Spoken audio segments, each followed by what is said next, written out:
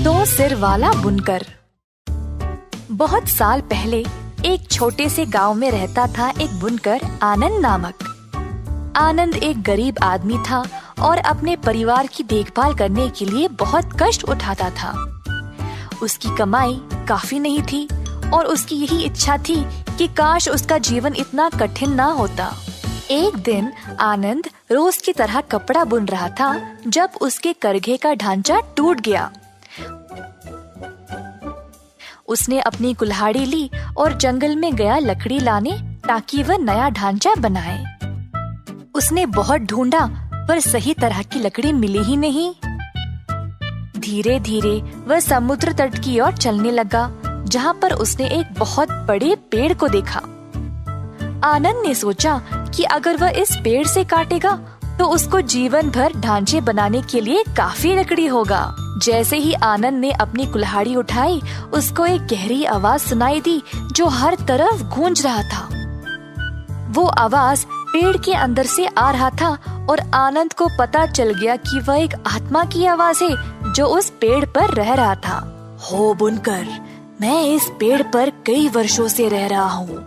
यह मेरा घर है। किसी भी हालत में ये बचना चाहिए क्योंकि ये पेड़ मुझे समुद्र की ठंडी हवाओं से बचाता है। आत्मा जी, अगर मैं लकड़ी घर नहीं ले जाऊंगा तो मेरा परिवार भूखा मर जाएगा। तो कृपया आप किसी और पेड़ पर जाइए क्योंकि मेरे पास और कोई रास्ता नहीं है। सुनो मेरी बात, अगर तुम इस पेड़ को नहीं काटोगे तो मैं तुम्हारी कोई भी एक इच्छा को पूरी करूंगा। मांगो, क्या चाहिए? अगर ऐसा है तो आप मुझे थोड़ा समय दे दे।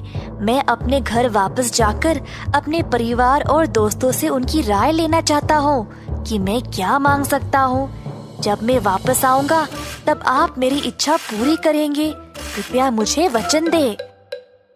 आत्मा ने आनंद को वचन दिया और फिर वह खुशी से अपने घर की ओर निकल पड़ा।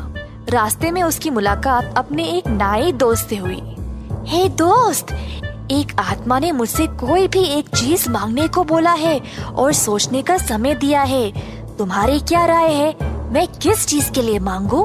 मेरी दोस्त, क्यों ना तुम एक राज्य के लिए मांगो जिसमें तुम महाराजा हो। मैं तुम्हारा मंत्री रहूंगा। तुम एक बड़े से महल में रहोगे और सारे धन दौलत का आनंद लोगे।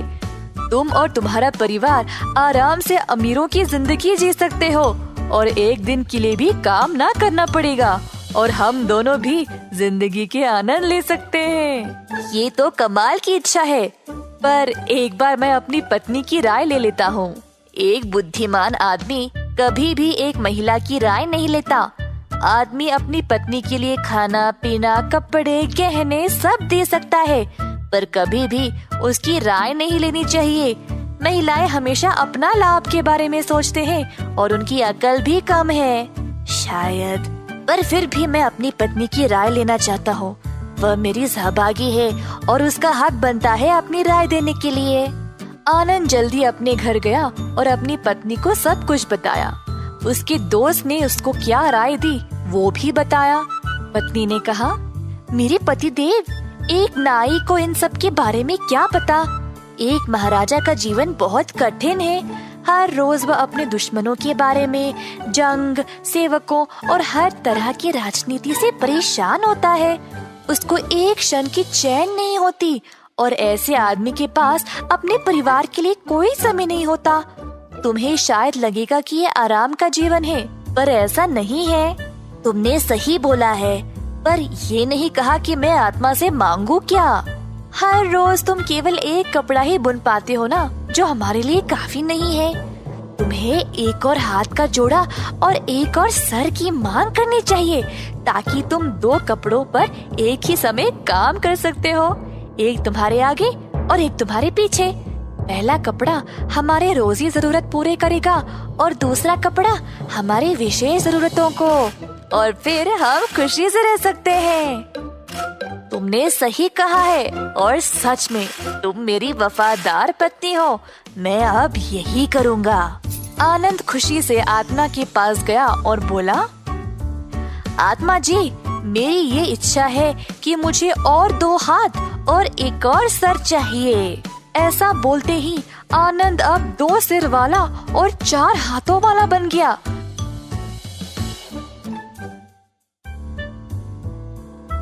खुशी खुशी वह घर की ओर निकल पड़ा। गांव के लोगों को लगा कि बुनकर को किसी भूत प्रेत ने पकड़ लिया है। सब भयभीत हो गए और उसका अंत करने का निर्णय ले लिया। बुनकर को वह लकड़ी और पत्थरों से मारने लगे।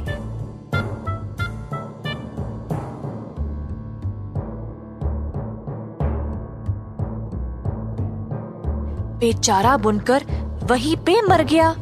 इस कहानी से हम ये सीखते हैं कि जो व्यक्ति अपनी बुद्धि का उपयोग नहीं कर सकता, वह खुद को दुर्भाग्य में ही डाल देता है।